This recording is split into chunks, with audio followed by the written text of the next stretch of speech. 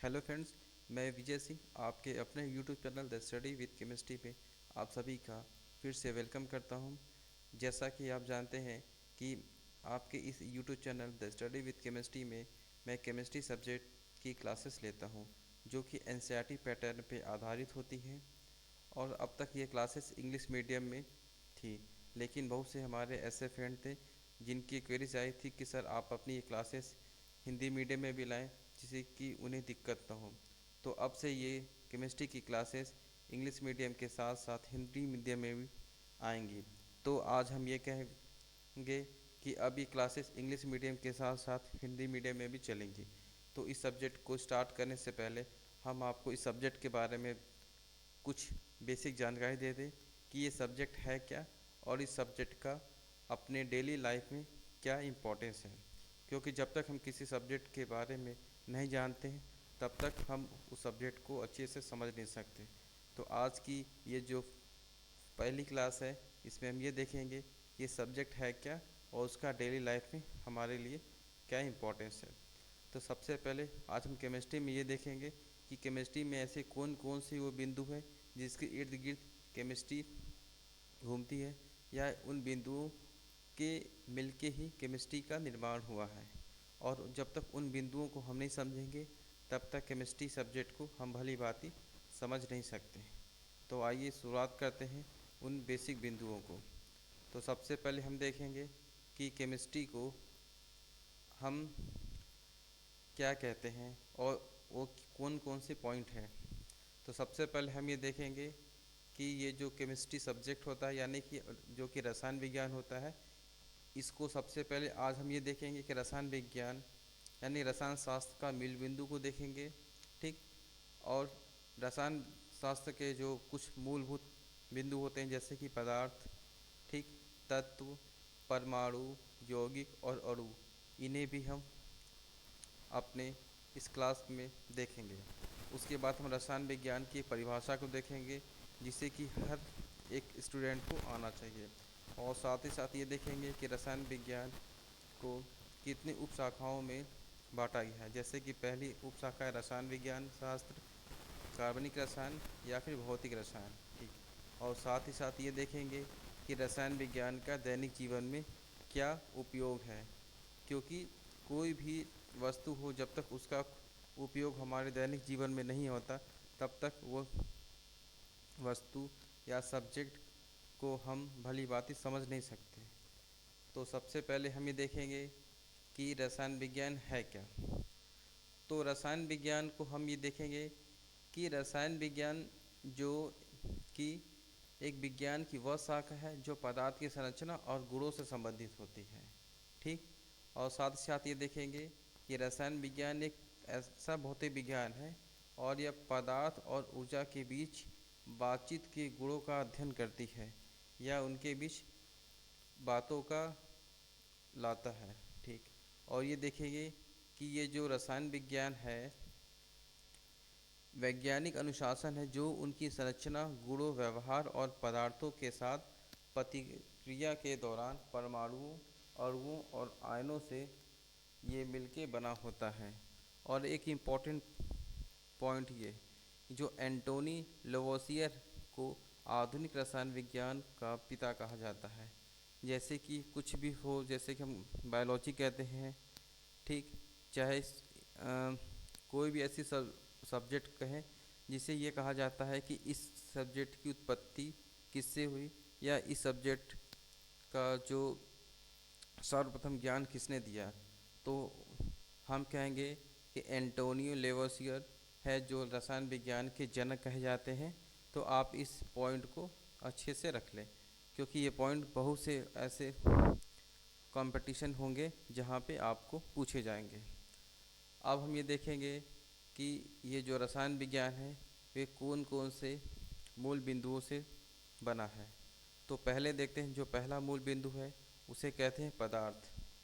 तो अगर हमें पदार्थ को एक्सप्लेन करना रहे या पदार्थ के बारे में बताना है तो हम कहेंगे रसायन विज्ञान में पदार्थ को किसी भी चीज़ के रूप में परिभाषित किया गया है जिसमें बाकी द्रव्यमान और मात्रा है, यह जगह लेता है और कणों से बना होता है। इतनी बातों को हम देखेंगे। और साथ ही साथ हम ये कहेंगे, अगर दूसरा वर्ड आता है परमाणु, तो परमाणु को हम क्या कहेंगे? परमाणु रसायन विज्ञान की वह मूल इकाई है। यह एक घने कोर से बना होता है जिसे परमाणु नाभिक कहा जाता है, जो कि इलेक्ट्रॉन बादल द्वारा घिरे हुए स्थान से घिरा होता है। नाभिक सकारात्मक रूप से चार्ज किए गए प्रोटॉन और अपरिवर्तित न्यूट्रॉन एक साथ नाभिक कहा जाता है। ठीक, यानी कि हम ये कह सकते हैं कि जैसे कोई हमारा एक ये एटम होता है, ठीक, तो इस एटम के दो पार्ट होते हैं। इस पार्ट को हम न्यूक्लियस कहते हैं, यानी कि नाभिक कहते हैं। ठीक, और साथ ही साथ जो ये बाहर के हिस्से होते हैं इन्हें सेल कहते हैं। इस पार्ट में इलेक्ट्रॉन होता है और इस पार्ट में नाभिक में न्यूट्रॉन और प्रोटॉन रहते हैं। हम जानते हैं कि न्यूट्रॉन और प्रोटॉन पे कोई आवेश नहीं होता जब, ठीक, यानी कि न्यूट्रॉन पे कोई आवेश नहीं होता जबकि प्रोटॉन पे धन आवेश होता है और इलेक्ट्रॉन पे ऋण आवेश होता है। इस तरीके से जो परमाणु होता है हमारा, वह बिल्कुल आवेश रहित होता है, यानी कि इस पे कोई भी आवेश नहीं होता। ठीक है, तो अब हम ये कहते हैं कि इन जो पदार्थ और परमाणु है इन्हें हम किस तरीके से समझते हैं। ठीक, और हम ये देखते हैं कि कुछ और पॉइंट जिसे हम कहते हैं तत्व। तत्व एक पदार्थ जो समान रासायनिक संसाधनों में सरल पदार्थों तक कम नहीं किया जा सकता और प्रत्येक परमाणु में प्रोटॉन की संख्या समान वाले परमाणुओं से बना होता है, जैसे कि सोडियम, पोटेशियम, कार्बन और फास्फोरस। ठीक, जैसे कि हम कह सकते हैं कि जो पीरियोडिक टेबल होता है यानी कि आवर्त सारणी होती है, वे लगभग इस शेप का बना होता है। ठीक, अभी हम आने वाले अपनी क्लास में पीरियोडिक टेबल को भी एक्सप्लेन करेंगे। तो इसमें लगभग 118 एलिमेंट है। मैं फिर से बताता हूँ, 118 तत्व हैं। तो उन 18 तत्वों को हमें भली भांति समझना होगा। ठीक, उसके लिए कैसे आवर्त सारणी को ध्यान में रखना है या उन्हें पढ़ना है, वो सारी बातें हम आपको बताएंगे। अगला बिंदु है हमारा तत्व यौगिक। एक यौगिक एक शुद्ध रासायनिक पदार्थ है जो एक से अधिक तत्वों से बना होता है। एक यौगिक के गुण उसके तत्वों में थोड़ी समानता रखते हैं। यौगिक का मानक नामकरण एक international union and pure and applied chemistry, जो कि शॉर्टकट में IUPAC के नाम से प्रचलित है, द्वारा किया गया है। उदाहरण के तौर पे देखें, जैसे magnesium chloride, sodium chloride, sodium sulphate और कार्बन डाइऑक्साइड है। अगला बिंदु है अणु। एक अणु एक शुद्ध रासायनिक पदार्थ का सबसे छोटा अविभाज्य हिस्सा होता है जिसमें रासायनिक समुच्चयता का अनूठा समूह होता है, जैसे कि ऑक्सीजन, क्लोरीन और नाइट्रोजन। अब ये अणु होते हैं, अणु को दो तरीके से हम कह सकते हैं। जैसे कि एक अणु जो कि जिसमें केवल एक ही एटम, जैसे हमने कहा क्लोरीन, ठीक, और ऑक्सीजन, तो इसमें केवल एक ही टाइप के जो तत्व मिले होंगे। जबकि हम अगर जो अणु एक यौगिक के भी अणु होते हैं जैसे CO2, तो CO2 में जो अणु होंगे केवल सारे अणु CO2 के ही होंगे। ठीक, तो इस तरीके से हम कहेंगे कि अणु किसी भी रासायनिक पदार्थ का सबसे छोटा और अविभाज्य हिस्सा होता है। ठीक है, तो इस तरीके से हमने देखा कि तत्व क्या होते हैं, यौगिक क्या होते हैं और अणु क्या होते हैं। ठीक, अब अगला बिंदु है हमारा रसायन विज्ञान की परिभाषा। क्योंकि अब रसायन विज्ञान की जो शाखा है, हम ये देखेंगे कि रसायन विज्ञान की ऐसी जो भी 3 शाखाएं होती हैं उन्हें हम कैसे एक्सप्लेन कर सकते हैं, यानी कि ये कहेंगे कि परिभाषित कर सकते हैं। तो रसायन विज्ञान की पहली शाखा है अकार्बनिक रसायन विज्ञान। ये क्या होता है? यह अकार्बनिक यौगिकों के गुणों, प्रतिक्रियाओं का अध्ययन है। कार्बनिक और अकार्बनिक विषयों के बीच का अंतर पूर्ण नहीं है और बहुत ही अवेन जैसे कि और बहुत ही, इसे एक थोड़ा इरेज कर देते हैं, ओवरलैप है। ओवरलैप का मतलब कि एक दूसरे से ये मिले हुए हैं। तो सबसे महत्वपूर्ण बात यह है कि ऑर्गेनोमेट्रिक रसायन विज्ञान की उप अनुशासन में है, यानी कि जो ऑर्गेनोमेट्रिक रसायन विज्ञान के उपशासन से संबंधित है। अगला है कार्बनिक रसायन विज्ञान। तो अगर इसे परिभाषित करना हुआ तो क्या कहेंगे, यह कार्बनिक यौगिकों के संरचना गुणों, संरचना तंत्र और प्रतिक्रियाओं का अध्ययन है। एक कार्बनिक यौगिकों का कार्बन कंकाल के आधार पर किसी भी यौगिक के रूप में परिभाषित किया जा सकता है। और साथ ही साथ हम ये कहेंगे कि जो यौगिक कार्बन और हाइड्रोजन से मिलके बने होंगे उनका विशेष तौर पे अध्ययन हम इसमें करेंगे। ठीक, अगला है भौतिक रसायन, जिसे हम इंग्लिश में फिजिकल केमिस्ट्री कहते हैं। ठीक, यह रासायनिक प्रणाली और प्रतिक्रियाओं के भौतिक और मौलिक आधार का अध्ययन है। विशेष रूप से इस तरह के सिस्टम और प्रतिक्रियाओं की ऊर्जावान और गतिशीलता भौतिक रसायनों के लिए रुचि रखते हैं।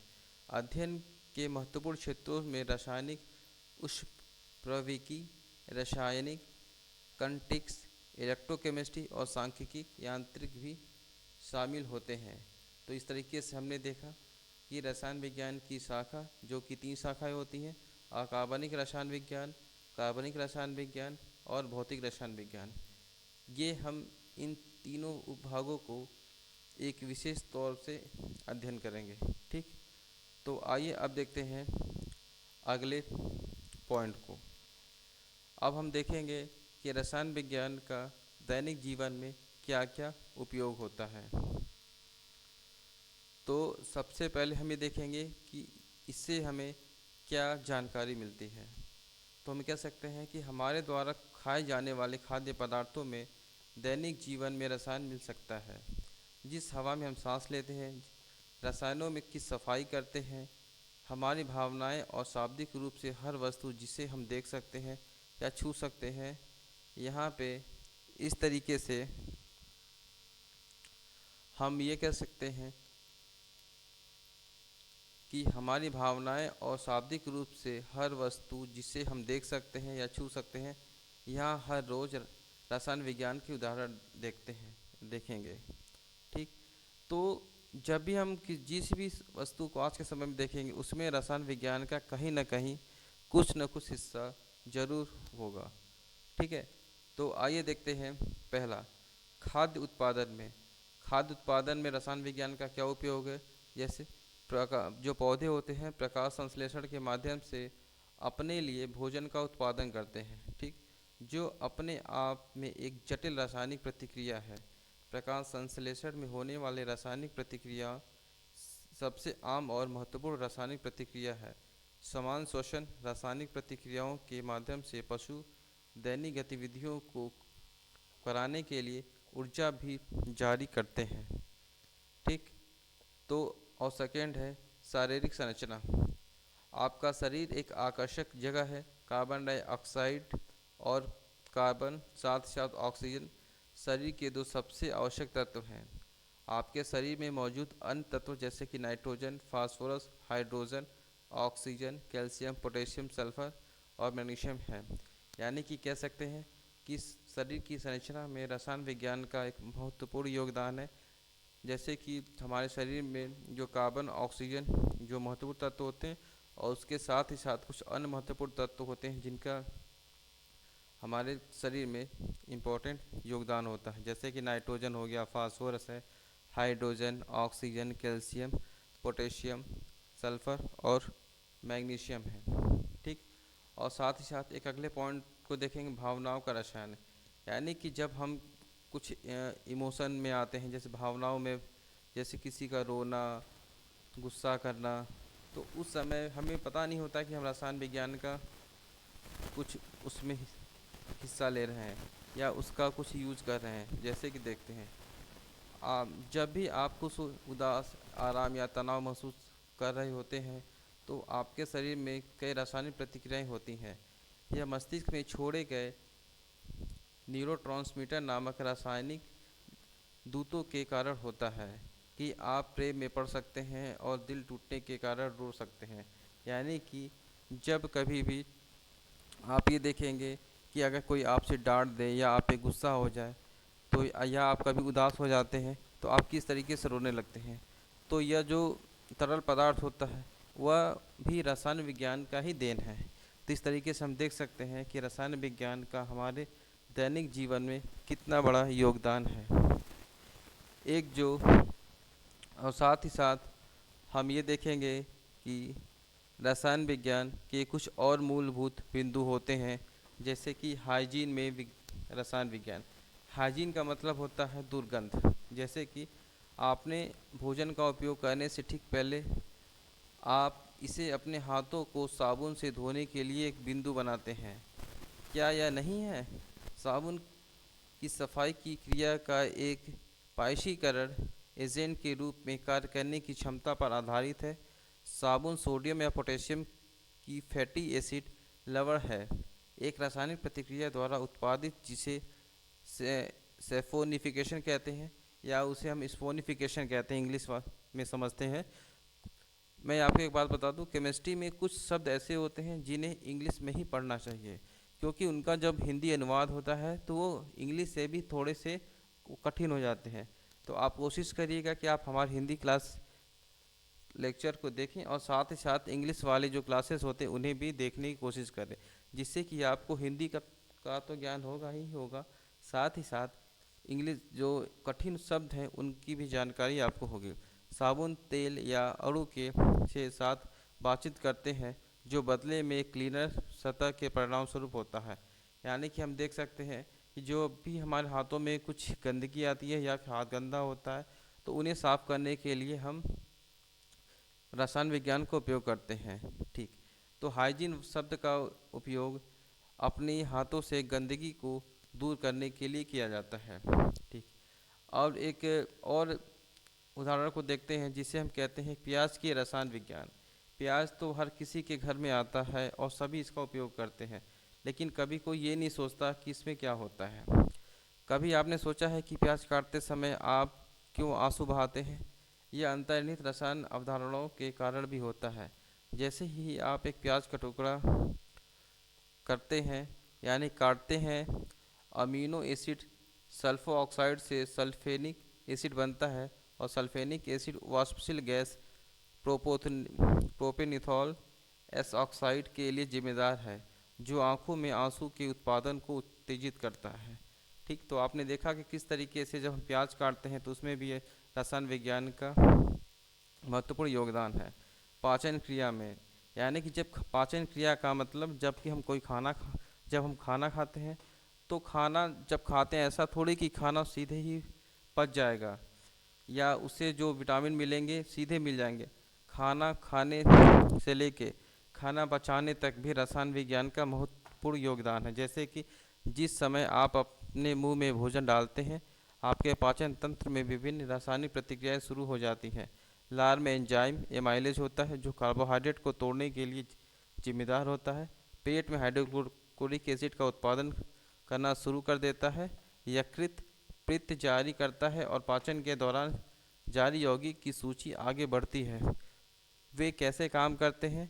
ये सभी एंजाइम रासायनिक प्रतिक्रियाओं से गुजरते हैं ताकि भोजन का उचित पाचन साथ ही साथ आत्मसात हो जाए। तो आपने देखा कि हम अपने दैनिक जीवन में रसायन विज्ञान का कैसे उपयोग करते हैं। अब एक और बिंदु है बेकिंग में रसायन विज्ञान। यहाँ बेकिंग शब्द कहने से मतलब है कि जब कुछ खाने की चीज़ बनाते हैं तो उसे बेकिंग कहते हैं। ठीक, जैसे कि ताज़ा ब्रेड, ताज़ा जो पैकेट वाला ब्रेड आता है जिसे हम लोग बड़े ही चाव से खाते हैं, जिसके स्लाइसें ऐसी ऐसी कटी होती हैं, मैं उनकी बात कर रहा हूँ। ताज़ा बेक्ड ब्रेड खाना जिसे किसे पसंद नहीं है। बेकिंग सोडा एक कुशल लेवनिंग एजेंट है।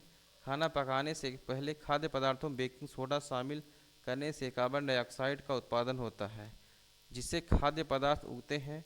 पके हुए गुड़ के उठने की इस पूरी प्रक्रिया को रासायनिक रिझाव कहते हैं। यानी कि जब हम ब्रेड को बनाते हैं तो उस ब्रेड में थोड़ा सा हम एक बेकिंग सोडा सब्सटेंस होता है उसे मिला देते हैं, जिससे कि ये जो खाने की वस्तुएं होती हैं काफ़ी ही मुलायम हो जाती हैं। ठीक, और हमें खाने में काफ़ी स्वाद आता है। नेक्स्ट अगला बिंदु है टेक्सटाइल। टेक्सटाइल का मतलब होता है कपड़ा उद्योग। कपड़ा उद्योग में हम किस तरीके से इसका उपयोग करेंगे।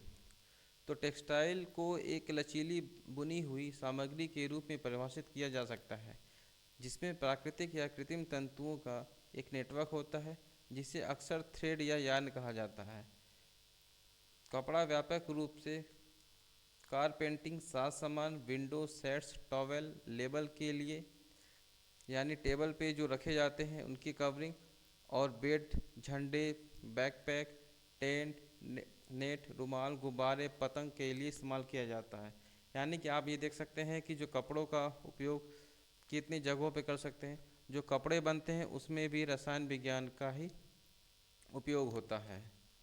अब हम ये देख सकेंगे कि जो खाद्य संरक्षक में यानी जो खाने की वस्तुएं होती है, जब किसान खेती करके उसे अपने भंडारण में रखता है तो किस तरीके से हम रसायन विज्ञान का उपयोग करते हैं।